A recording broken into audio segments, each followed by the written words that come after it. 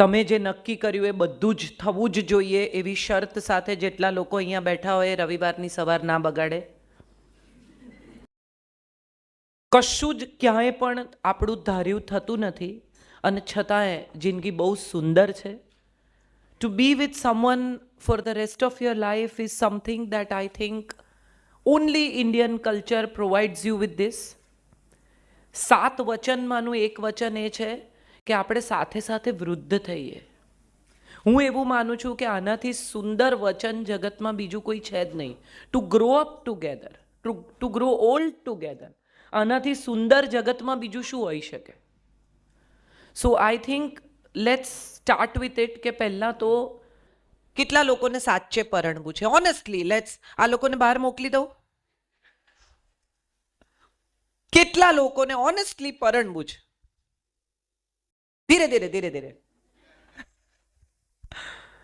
સૌથી પહેલી વાત એ છે કે તમે કોઈ પણ ડૉક્ટર પાસે જાઓ, તમે સાયકેટ્રિસ્ટ પાસે જાઓ, તમે દરજી પાસે જાઓ, તમે બ્યુટિશિયન પાસે જાઓ, તો પહેલાં તો તમારી અંદર તૈયારી હોવી જોઈએ કે તમને શું જોઈએ છે. તમે એક બ્યુટિશિયન પાસે, તમે એક વાળ કપાવવાવાળા સારામાં સારા હબીબ પાસે જાઓ, જાવેદ હબીબ પાસે, અને પછી એને કહો કે કંઈ પણ કાપ. એવું નહીં થાય. You must know what you want in life.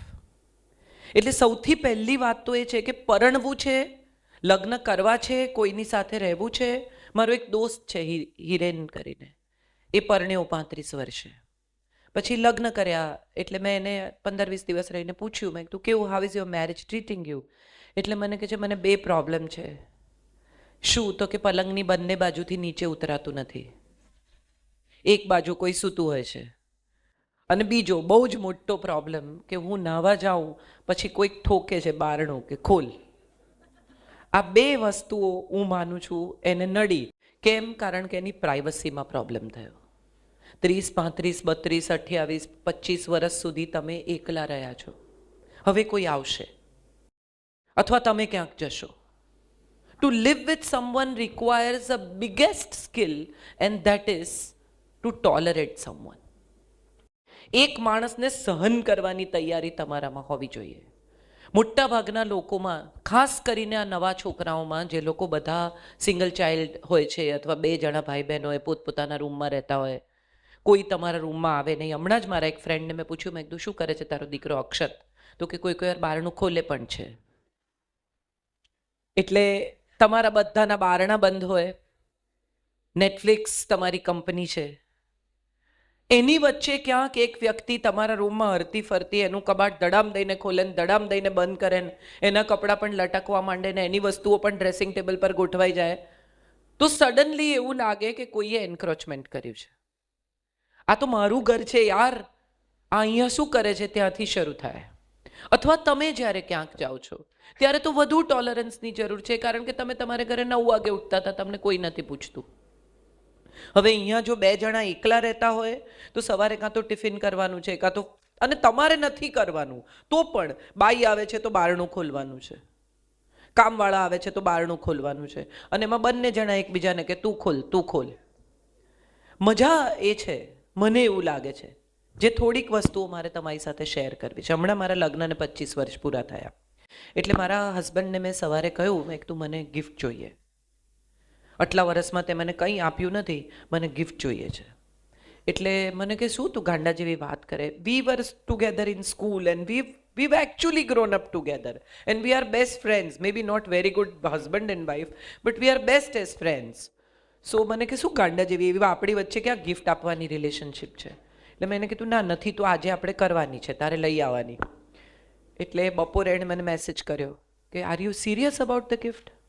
એટલે મેં કીધું યસ. એટલે સાંજે એ મારી ભાણેજનું સ્કૂટર લઈ અને આવ્યો ઘરે. એટલે પછી ડાયમંડની વીંટી આપી. એટલે મેં એને કીધું કે કેમ તારી ગાડી ક્યાં ગઈ? તો કે ગાડી વેચીને તો આ લીધી. એટલે મારી ભાણેજે મને પૂછ્યું કે હે મામી તમને ગમી વીંટી? And the best part that I could answer, and I felt that, I didn't just say it, but that just came to my mind and thought. મેં મારી ભાણેજને કહ્યું, મેં કીધું વીંટી કેવી છે ને એ બિલકુલ નકામી ચીજ છે. એને 25 વર્ષે મારી આંગળીનું માપ યાદ છે ને મોટી વાત છે.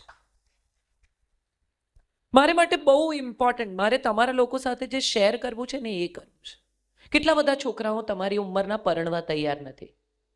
they have this beginning of negating it કે ના ભાઈ ના રહેવા દો ને. પછી લિવ ઇન, તોરલબેને કહ્યું એમ, એ આવે. લિવ ઇનમાં પણ કોઈ સાથે રહેશે, તમારા જ ઘરમાં તમારા જ રૂમમાં રહેશે જ ને લિવ ઇનમાં. તમે એવું તો નહીં કહી શકો કે તું તારે ઘેર રહે હું મારે ઘેર રહું ને આપણે લિવ ઇનમાં રહીએ. So in that case, when two people live together, similar things are going to come whether you get married or you don't. Only legal things come in. કે છૂટા પડવું હોય તો તમે બેગ ઉંચકીને ચાલવા માંડો, અને પેલામાં તમારે છૂટા પડવું હોય તો તમારે લીગલ ફોર્માલિટીઝમાંથી પસાર થવું પડે. સવાલ એ છે કે લગ્ન કેમ કરવા જોઈએ, એ મારે તમારી સાથે પહેલા તો શેર કરવું છે. કેમ પરણવું જોઈએ? તમારી આખી જનરેશનની સામે બહુ અનફોર્ચ્યુનેટલી અમે લોકો એવા કોઈ પ્રસન્ન દાંપત્યનો દાખલો મૂકી શક્યા નથી. અમારા મા બાપ પરણ્યા અને બહુ ખુશ હતા કારણ કે એમની સામે એક બહુ જ હેપી મેરેજનો દાખલો હતો એમના પેરેન્ટ્સનો. તમારી જે આખી જનરેશન આવી જેના મા બાપ હવે બિટવીન 50 to 60 છે અથવા 45 to 60 છે, એ બધા મા બાપ અજાણતા જ પણ એટલા ઉત્તમ દાંપત્યનો દાખલો તમારી સામે મૂકી શક્યા નથી. તમને લાગે છે કે જો આ જ લગ્ન હોય તો ભાઈ સાહેબ રહેવા દો.